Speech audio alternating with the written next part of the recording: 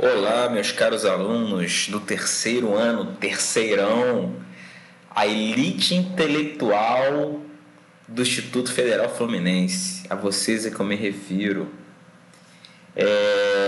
Vamos agora ao nosso terceiro encontro, nossa terceira aula gravada de direito tributário. E só para lembrar vocês, né, para não ficar uma coisa assim desconecta, na aula passada nós falamos do princípio da legalidade, né? O que é o princípio da legalidade, que o tributo para ser criado, majorado, reduzido, em regra, ele precisa de uma lei, em geral uma lei ordinária, mas em situações específicas, uma lei complementar. Volta na aula passada que você vai ver, tá? Então, o princípio da legalidade dispõe que você precisa de uma lei anterior. Um tributo não pode existir ou ser aumentado ou diminuído sem lei anterior que o defina. Foi isso que nós falamos na aula passada. Só que a gente também começou a ver que há alguns casos de exceção, tá? A primeira exceção que nós tratamos foi de atualização da base de cálculo do IPTU. O prefeito pode, mediante o decreto, que é uma norma infralegal, abaixo da lei, aumentar, não é a palavra, mas subir, né, atualizar o valor da base de cálculo, tá, em razão do índice inflacionário. Ele vai pegar lá o índice oficial de inflação e ele vai ver o quanto ele pode corrigir aquele valor. Lembrando que a correção inflacionária é apenas a reposição da perda do valor. Você vai mudar, na prática, você só vai mudar o valor no nome.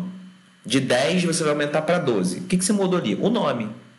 Mas o poder de compra, o poder financeiro continua o mesmo. Ué, professor, então quer dizer que 10 pode ter o mesmo poder financeiro que 12? Sim. Se as coisas tiverem aumentado 20%, né, o poder de 10 é o mesmo poder de 12 reais, digamos assim. Tá? Mas eu falei bastante sobre isso na aula passada. Estou aqui fazendo apenas uma pequena revisão de que agora a gente está falando das exceções ao princípio da legalidade.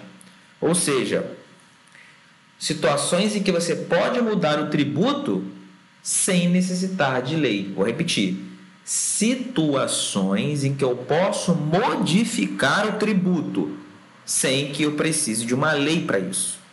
Tá? A segunda hipótese é o prazo para recolhimento do tributo.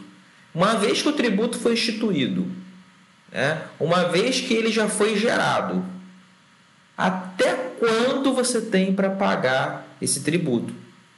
Precisa de lei para estabelecer até quando você precisa pagar esse tributo? Não precisa de lei, tá? Não precisa de lei. Vamos supor o IPTU, por exemplo. O IPTU foi criado, legal. Para criar o IPTU eu preciso de lei? Com certeza. Para criar o IPTU da tua casa eu preciso de uma lei antes. Tá, beleza. Você tem uma casa? Tem uma casa. Então o fato gerador já aconteceu. Agora, quando é que você vai ter que pagar esse IPTU? Então, este quando, ele não precisa de lei, tá? Não precisa de lei. Pode aprovar uma lei? Pode se aprovar uma lei dizendo, o IPTU, segundo a lei municipal, tarará, precisa ser pago até o dia 2 de janeiro de 2021. Você pode aprovar uma lei falando isso. Mas se o poder público não quiser uma lei, ele pode aprovar um ato infralegal. Veja, um ato infralegal é que está abaixo da lei. Então pode ter ali um decreto do prefeito, ou uma portaria, ou uma resolução dizendo que o pagamento do IPTU ou o pagamento de um outro tributo pode ocorrer até a data X, tá? Isso pode acontecer. Aí até fiz um resuminho aqui, ó. Qual é o prazo para que o contribuinte tem para pagar? Primeiro você tem que ver o prazo fixado em lei. Tem que ver se tem uma lei determinando um prazo. Agora, lembra, a lei não é obrigatória. Se não tiver previsão em lei, é preciso verificar se há um ato normativo infralegal. Seja um decreto, uma resolução, tá? Professor, e se o prefeito não estabeleceu, ou o político não estabeleceu, ou a instituição pública não estabelecer nem mesmo numa lei e nem mesmo num ato infralegal? O cara vai ficar perdidão lá, sem saber quando vai ter que pagar o tributo? Tem um meme do John Travolta. O John Travolta não é da época de vocês, não. Vocês são novinhos. Mas vocês devem conhecer o meme de John Travolta, né? Ele aparece assim, olhando para o lado e abrindo os braços como quem diz, não estou entendendo. Então você imagina que você tem um tributo, já foi gerado o valor, mas não tem nenhuma lei e nenhum ato infralegal dizendo quando, até quando você tem que pagar. Aí você se recorre à lei geral do Código Tributário Nacional, que diz, um artigo 160, que quando não houver estabelecimento de prazo, o prazo é de 30 dias contados a partir da notificação. Tá? Então, duas coisas que eu quero que vocês aprendam aqui. Primeiro, que o prazo para pagamento do tributo não precisa obrigatoriamente de lei anterior, pode ser um ato infralegal. E segundo, que se não existir nem lei e nem ato infralegal, você pode se recorrer a uma lei geral, genérica, que é a do Código Tributário Nacional, que estabelece o prazo de 30 dias.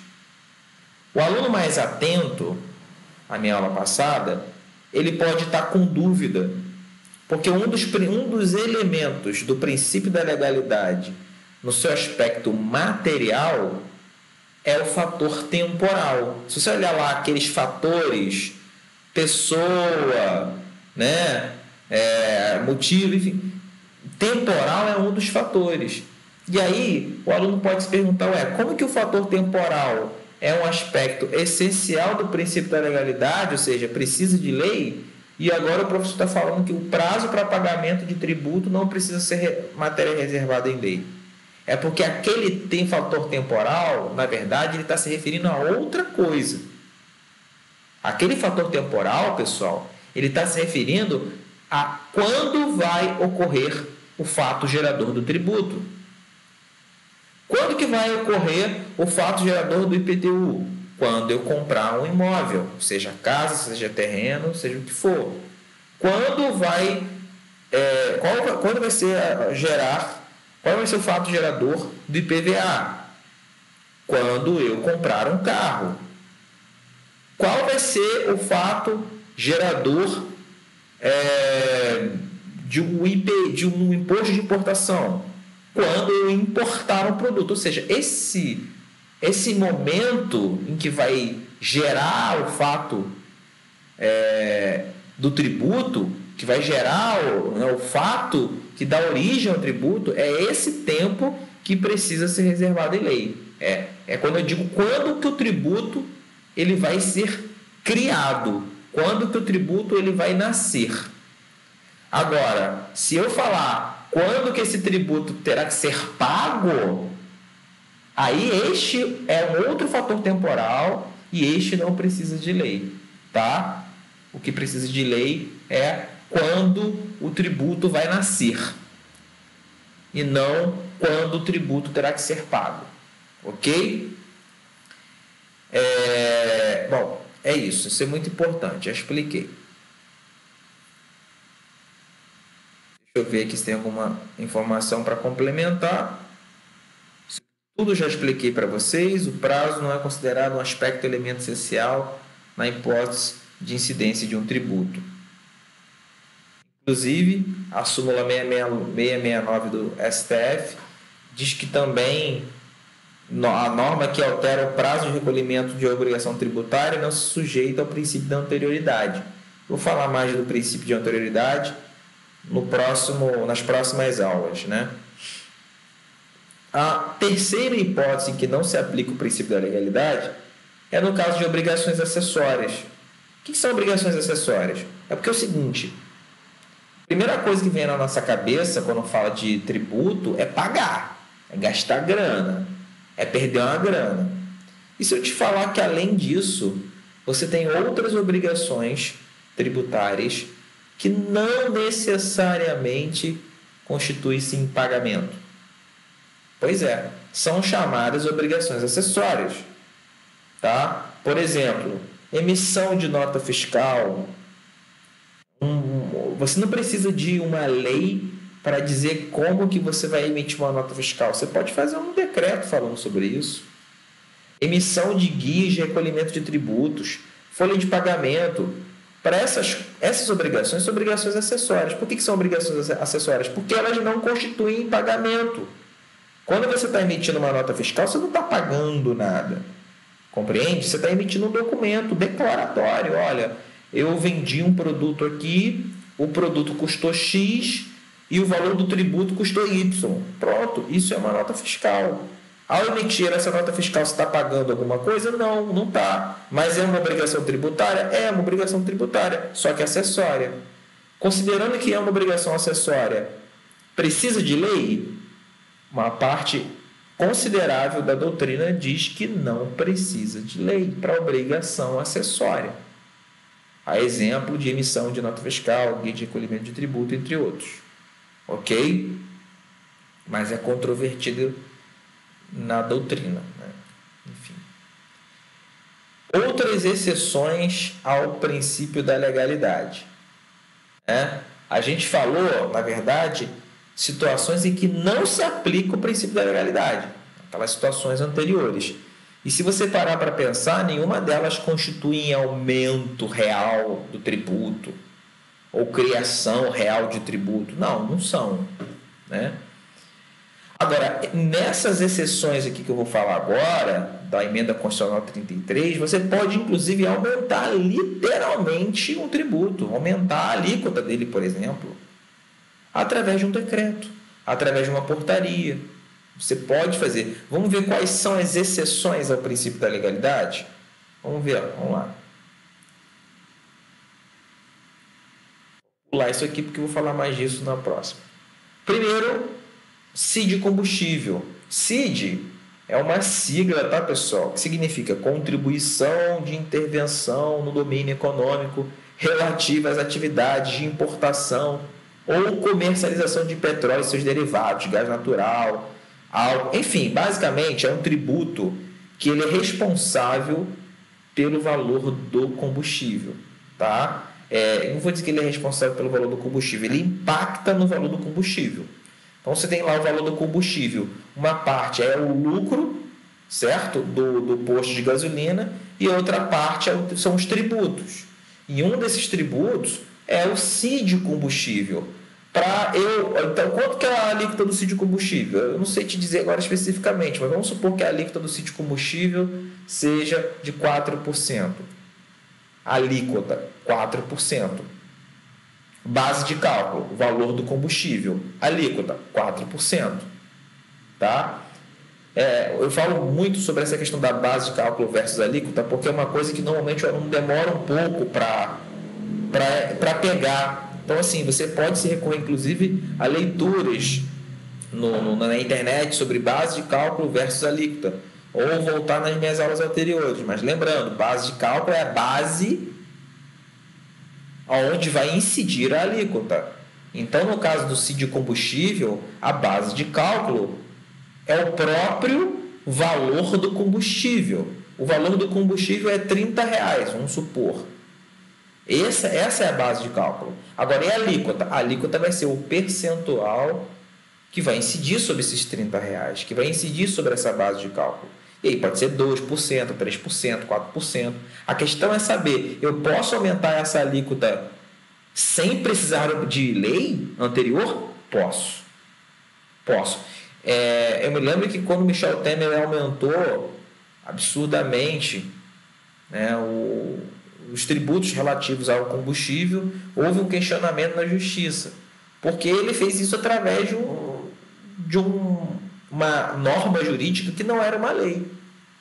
E aí falaram, olha, está violando o princípio da legalidade. Michel Temer ele fez um aumento de tributo, mas não fez uma lei. Não precisa.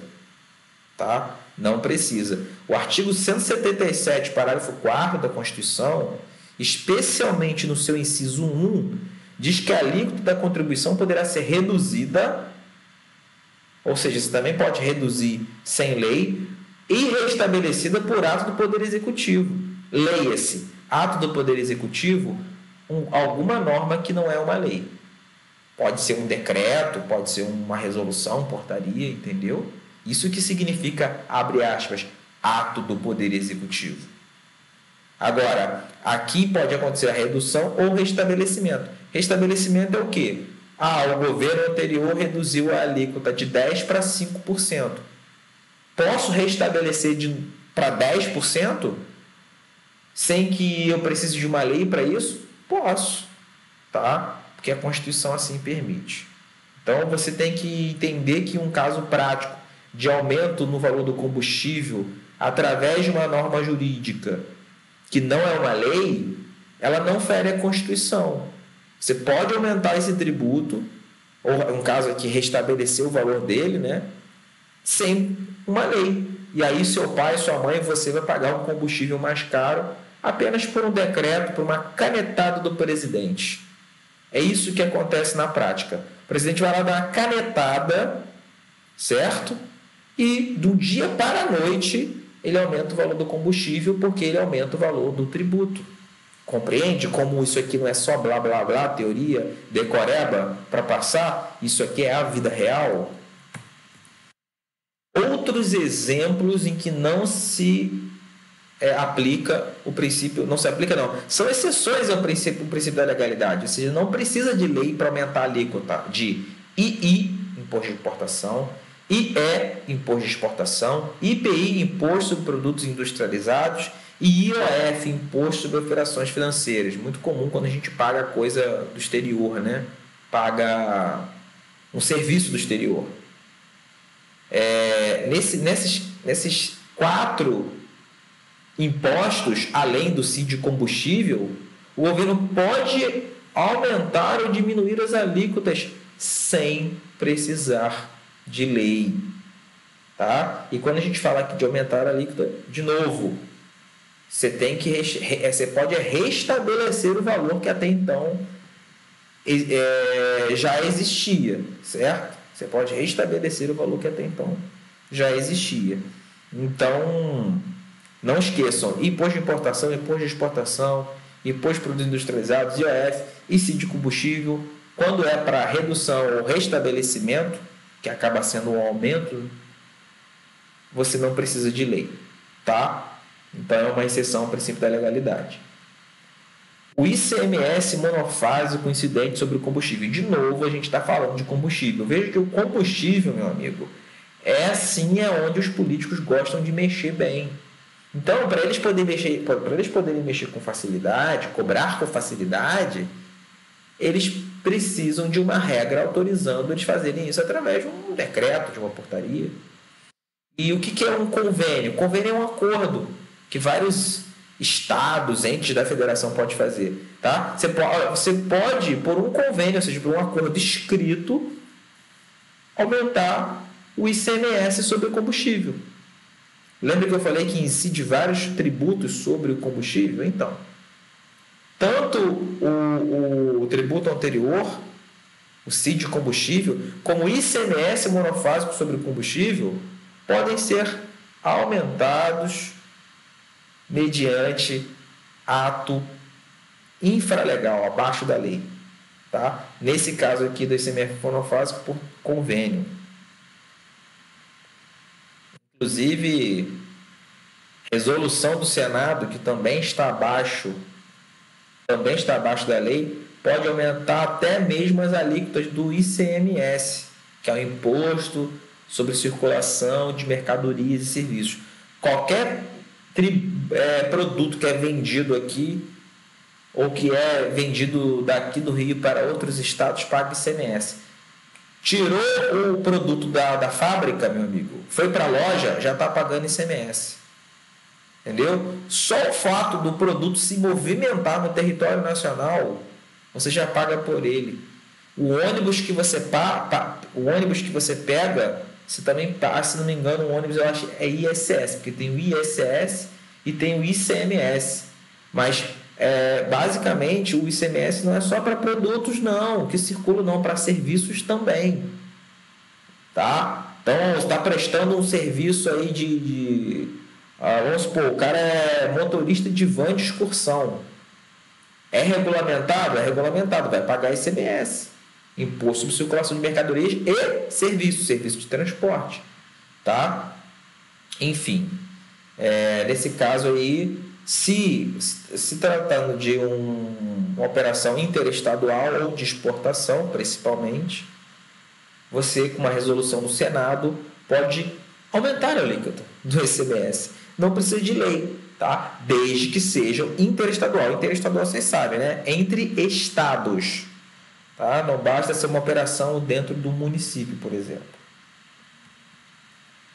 E, por fim, para terminar a nossa aula de hoje, eu vou falar do princípio da isonomia. Então, a gente fechou aqui o princípio da legalidade, ok? E vamos falar do princípio da isonomia. O princípio da isonomia diz, em seu artigo 150, sem prejuízo de outras garantias asseguradas ao contribuinte, é vedado, ou seja, é proibido à União, aos Estados e ao Distrito Federal instituir tratamento desigual entre contribuintes que se encontram, atenção, em situação equivalente. Vamos supor que você e um amigo da sua turma vão comprar uma bala no seu Josmar. Ali vai incidir um tributo, pode ter certeza. Provavelmente ICMS. Tá? Para dar um exemplo. Pode o Estado falar o seguinte: você tem. Deixa eu pensar aqui. Você tem melhores notas em direito tributário. Então você vai pagar um valor menor na bala. E o outro que não tem uma nota tão boa assim vai pagar um valor maior.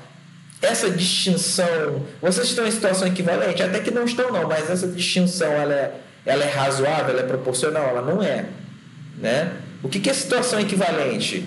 São situações em que a pessoa não tem uma deficiência, não é muito velha, não é doente, né? Porque, por exemplo, imagina você cobrar um tributo na hora de comprar um carro para uma pessoa que está num câncer terminal. Soaria um pouco injusto, né? Cobrar o tributo com o mesmo peso uma pessoa que está num câncer terminal para uma pessoa que não está com câncer terminal. Então, o princípio da legalidade, o princípio da igualdade, no caso aqui tributária, diz que a gente vai, se as pessoas estiverem na mesma situação, no mesmo patamar, social, principalmente, físico, né, saúde, essas pessoas vão receber o mesmo pagamento, vão fazer o pagamento igual, idêntico. Aí o aluno pode de novo gerar dúvida aqui. Professor, na aula passada, inclusive na aula síncrona, a gente percebeu que a contribuição de iluminação pública, o COSIP, varia, né, de casa para casa. Tem gente pagando 10, tem gente pagando 7, tem gente pagando 20.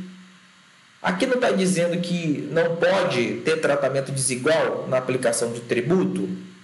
Então, nesse caso, as pessoas não estão em situação equivalente, né? Porque tem gente que está consumindo menos energia elétrica e por isso paga um CONCIP de valor inferior, e tem gente que está consumindo mais energia elétrica e por isso está pagando uma contribuição de iluminação pública superior. Então, por essas pessoas não estarem em situação equivalente, o Estado pode cobrar de forma diferente. Agora, vamos supor que a conta de luz seja o mesmo valor, R$50. Município de Itaperuna, R$50. Pode uma contribuição de um ser diferente da do outro? Não, não pode. Não pode. Aí, se você quiser reclamar disso na justiça, você vai pegar a cópia da conta de luz do seu colega, mostrar que ela é igual à sua e vai falar assim para o juiz da justiça, ó, violação do princípio da isonomia tributária. O meu amigo e eu estamos na mesma situação equivalente. No entanto, está havendo um tratamento desigual porque ele está pagando menos do que eu. O que está acontecendo? Entendeu como é importante para isso na prática?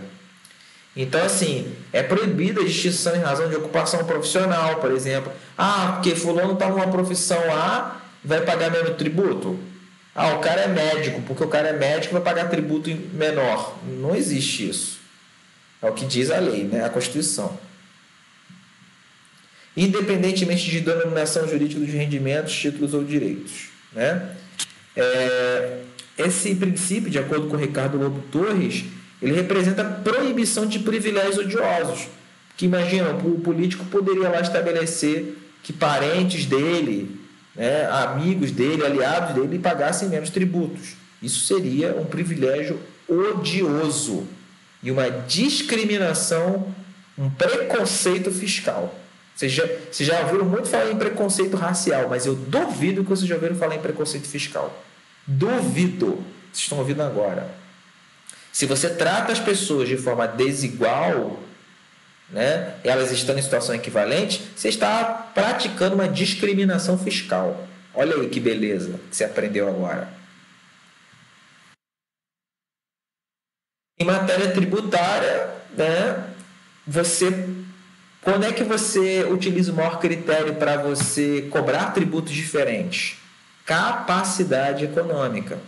Você pode cobrar valor diferente das pessoas? Se elas tiverem situações diferentes, você deve cobrar valores diferentes. Não é que você pode, não, você deve. É uma questão de justiça. Aí a gente vai entrar no assunto da nossa tarefa. Se as pessoas têm maior capacidade econômica, igualdade não é cobrar delas a mesma coisa que você cobraria de quem tem menos, não. Igualdade material, igualdade verdadeira, é você cobrar mais de quem ganha mais e cobrar menos de quem ganha menos. A princípio, sob uma ótica meramente formal, né, uma análise rasa, simplista, você estaria praticando uma desigualdade. Pô, o cara ganha 1 milhão e ele paga uma alíquota maior do que quem ganha R$1.000. A alíquota de quem ganha 1 milhão é de 10%. E a alíquota de quem ganha 1.000 é 1%. Há uma desigualdade aí? Não. Há uma desigualdade apenas meramente formal. Mas a igualdade mais importante que a Constituição busca é a igualdade, anotem, igualdade material. Eu acho que eu falei isso com vocês no primeiro ano. Isso é isonomia, é tratar os iguais igualmente, mas os desiguais desigualmente, na proporção das suas desigualdades. O pessoal da esquerda adora a igualdade material, né? De você fazer das políticas, daí saem as políticas sociais, de cotas, daí saem as políticas sociais em direitos especiais para o LGBTQI+, ao quadrado, daí sai políticas sociais de direitos para todas as minorias. Mas muitas das vezes, alguns desses grupos políticos esquecem, e aqui eu estou sendo técnico, pessoal, a política é um campo das ideias em que você pode ter uma opinião diferente, mas a técnica é técnica. Então, quem estiver assistindo esse vídeo aqui, atenção à técnica. O que diz o princípio da igualdade material é que você pode sim dar mais direitos a quem estiver numa situação de desvantagem. Ok, mas isso tem que ocorrer na proporção das suas desigualdades. Se eu conceder um benefício exagerado a uma categoria inferior, ao invés de estar praticando justiça, eu vou estar praticando injustiça. Ao invés de estar promovendo igualdade material, eu vou estar promovendo uma desigualdade. Porque a vantagem que eu dei para ela é tão grande, tão grande, tão grande, tão absurda, que a política de equidade virou política de desigualdade. Vou dar um exemplo aqui, saindo um pouquinho do direito tributário e falando do direito do consumidor. Vocês lembram que vocês estudaram direito do consumidor comigo no primeiro ano e eu disse que o consumidor tem mais direitos? Ok. Que o consumidor, e um dos direitos que o consumidor tem, por exemplo, é de comprar um produto, o produto vier com problema, vier com defeito, vier com vício, ele tem o direito de pedir para que o fornecedor conserte o produto. Lembra? O fornecedor tem prazo de 30 dias para consertar o produto, e aí, se não puder consertar o produto, a devolução do dinheiro ou a troca por um produto novo, ou abatimento proporcional do valor, dando um desconto. Ou seja, esse direito ele é proporcional à fragilidade que o consumidor tem? Ele é proporcional. Agora, você imagine se a lei estabelecesse por um grupo dos consumidores, ou consumidores unidos, pressionasse para aprovar uma lei em que, se o consumidor recebesse um produto com defeito, o dono da empresa teria que dar a empresa inteira para o consumidor, tá? Como compensação do produto ser comprado com defeito, ter sido vendido com defeito. Pô, isso é igualdade material? Não é. Não é. Porque você não está respeitando a proporção das desigualdades.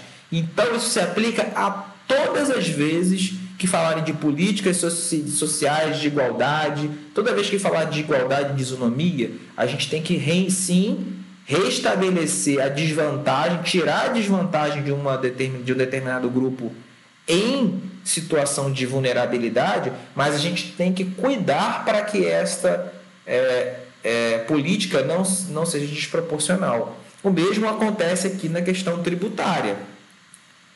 Lembra que eu falei que eu estou dando essa explicação toda, mas tem tudo a ver com direito tributário, tem tudo a ver com o princípio da igualdade que a gente está falando aqui. Por quê?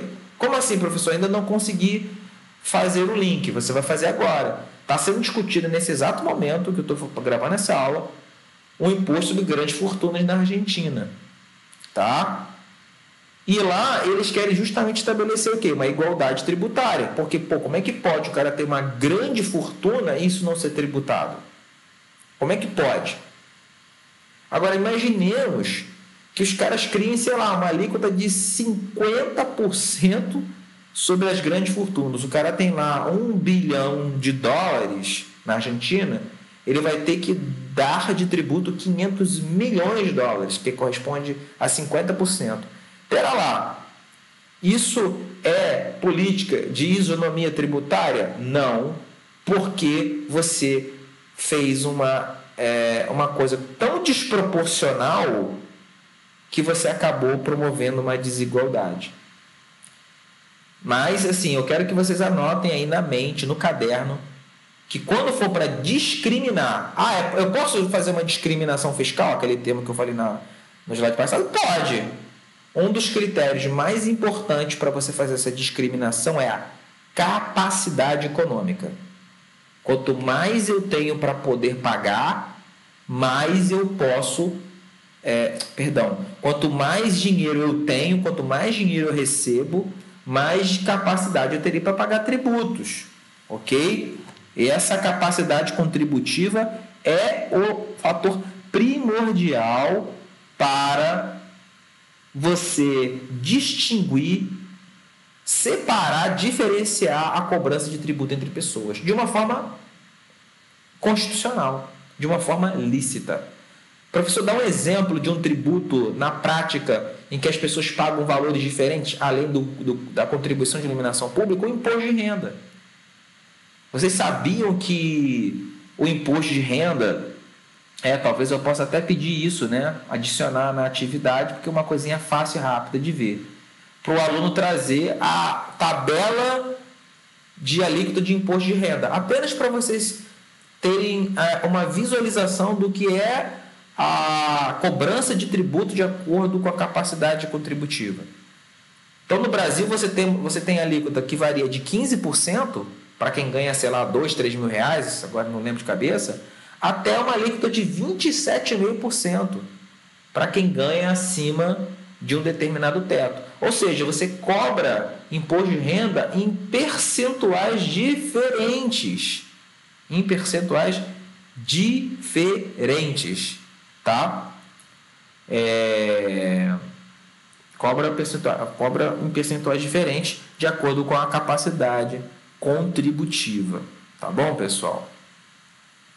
Esse critério de você cobrar, você só cobra o tributo mais caro de acordo com o nível de riqueza das pessoas? Não, esse critério não é absoluto.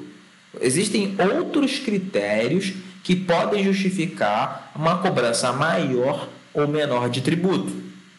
Se o tributo ele tem uma finalidade fiscal, anota, isso é muito importante. Se o tributo ele tem uma finalidade fiscal, ele tem um objetivo de arrecadar. E se ele tem o objetivo de arrecadar, aí nesse caso é muito pertinente usar a régua da capacidade contributiva, ou seja, da capacidade econômica, ou seja, do seu poder de riqueza, do seu poder de compra. Agora, se o tributo ele é parafiscal, ele tem outros objetivos, ele não visa arrecadar. Ele não visa arrecadar. Professor, tem tributo criado que não visa arrecadar? Tem. Tem tributo que é criado só para punir a pessoa. Tem tributo criado só para poder magoar a pessoa. Aí eu vou dar mais exemplos desses tributos na próxima aula, né? Mas é só para você lembrar que existem tributos que não têm uma finalidade de arrecadar. E nesse caso, quando o tributo ele não tem uma finalidade de arrecadar, por exemplo, a finalidade de punir, ele é chamado de tributo parafiscal, tá bom? Isso é muito importante também. E aí, por exemplo, tem, só para dar um exemplo rápido aqui, você tem o cigarro. Você não cobra tributo altíssimo em cigarro para poder arrecadar. O tributo alto no cigarro é para poder desestimular o consumo, para você impedir ou diminuir o consumo do cigarro. Você cobra um tributo tão caro, para as pessoas não comprarem aquela porcaria, aquela droga. Compreende? Então, essa é a questão, né, do tributo parafiscal. Mas existem outros exemplos. Agora vamos no trabalho. Incongruências do sistema tributário brasileiro. Isso tem tudo a ver, pessoal, com a questão da igualdade. Tem tudo a ver com a questão da igualdade. Porque é o seguinte, qual que é a discussão? Tá? Essa é uma discussão que acontece no Brasil também. Ok, a gente tem uma tabela de imposto de renda, entre outros tributos, que variam de acordo com a riqueza das pessoas no Brasil, né? Tem pessoas que são ricas, elas têm um percentual maior para pagar no imposto de renda, por exemplo. Mas essa divisão, ela está corretinha? Ou seja, é suficiente ou a gente ainda precisaria aumentar mais os tributos para quem ganha mais e diminuir os tributos para quem ganha menos? Essa é uma opinião que você pode ter livre, ok? De maneira que essa é uma coisa para a gente refletir. Tá bom do jeito que tá? Tá bom, por exemplo, uma pessoa que ganha 10 milhões por mês pagar 27,5%, que é o mesmo que uma pessoa que ganha 10 mil reais ou 8 mil reais paga? De alíquota. O percentual para quem ganha 10 milhões por mês no Brasil é o mesmo para quem ganha 8 mil reais no Brasil, 7 mil reais no Brasil. Então, assim, é uma coisa para se pensar. E uma das referências que eu vou dar para vocês é esse vídeo, que vocês vão ter que assistir esse vídeo aqui no YouTube, ok? Ler esse link aqui da exame e responder essas perguntinhas aqui que eu vou colocar lá no fórum, tá? Eu vou colocar lá no fórum, assim como também vou adicionar só para você dar uma pesquisadinha nessa questão aí da tabela do imposto de renda, só para você dar uma visualizada, só para você visualizar. Não vai te gerar nenhum grande retrabalho, não, ok? Muito obrigado e até a próxima, ficamos por aqui.